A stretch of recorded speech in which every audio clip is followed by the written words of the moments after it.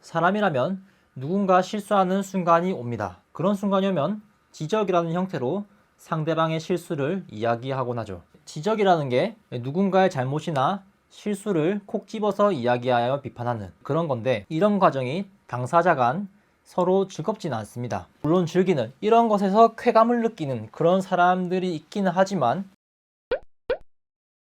사실 한때 저도 그랬습니다. 권위적인 어떤 내가 잘났다는 그런 허상에 취해가지고 과거에 그랬던 순간이 있기도 했어요. 그렇게 누군가의 실수를 지적하기도 했지만 나를 돌아보고 지금까지의 실수를 되짚어보니까 상당히 부끄럽더라고요. 그런 과정에서 드는 생각은, 과연 누군가 지적할 자격이라는 것이 있는가, 그런 의문이 들었습니다. 그런 고민을 하며 이전처럼 해서는 안 되겠다. 표현하기는 힘들지만 개개인의 특성을 어느 정도 파악한 다음에 적절히 피드백을 줄 수 있는 그런 선 같은 걸 정해야 되겠다, 그런 생각이 들더라고요. 바로 자격에 대한 건데, 여러분은 누군가를 지적할 때 자격 같은 게 필요하다 생각하시나요? 저는 이렇게 생각합니다. 누군가에게 지적할 수 있는 그런 자격은 없지만, 이제 누군가에게 그런 지적을 하고 상대방을 설득하고 자신이 원하는 방향으로 이렇게 이끌어가기 위해서는 자신이 원하는 바에 준하는 그런 자격, 모범이라고 얘기하면 좋을 것 같네요. 그런 게 필요하다는 거죠. 그냥 쉽게 말해서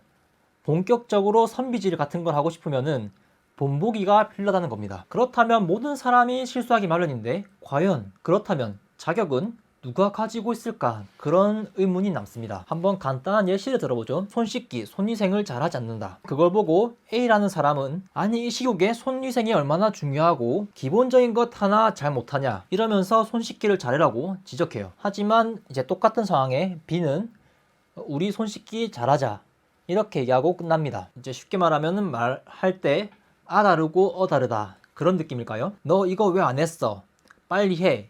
이것보다 이거 빨리 좀 해줘, 이렇게 하는 게 조금 더 부드럽고 좋잖아요. 누군가 지적할 때 A와 B가 정작 본인들이 손 씻기를 잘 안 한다, 그런 경우에는 어떻게 될까요? 특히 불쾌했던 A에게 조금 더 반감이 생기지 않을까, 그런 생각이 듭니다. 와, 자기도 잘 못하면서 알고 보니 유일한 손 씻기는 자기 밥 먹기 전에 하는 게 전부였네. 이런 A 같은 사람은 자신이 실수한 경우에 타인에게 했던 것처럼 자신에겐 엄격하지 못하고 자신에게는 한없이 관대한 그런 모습을 보이며 자신의 잘못을 인정하지 않으려 하기도 합니다. 이제 온갖 변명을 내놓는 거죠. 때는 이래가지고 못했다, 저 때는 저래서 못했다, 나도 좀 잘할게, 미안해, 이렇게 하지 않는다는 거죠. 이런 위선적인 모습을 보인다면 한 조직에서는 이제 반발감이 커질 것이고, 이제 이런 손위생에 대한 그런 동기부여 결여와 사기 저하, 그런 게 마이너스 요인으로 다가올지도 모르죠. 우리는 실수를 할 수밖에 없습니다. 시간이 없어서 같은 여러 어떤 어쩔 수 없는 사정들에 의해서 실수가 강요되고 있는 것일지도 모르죠. 그렇다면 우리 모두가 실수를 하는데 그 누구도 누군가를 지적할 자격 같은 건 없지 않을까, 이제 그런 생각이 확실히 듭니다. 하지만 지적이라는 것은 여러 방면에서 개선과 발전을 위해 안전의 문제부터 생산성, 효율성 같은 것들을 포함해서 누군가는 해야 하는 것임은 분명합니다. 그래서 최대한 주관이 섞이지 않는, 상대방에게는 동기부여를 할 수 있는 그런 전달 방법이 필요한 것이죠. 앞선 A 같은 사람이 만약에 그렇게 지적을 한다면은 그 주장에 힘이 실릴 수 있을까?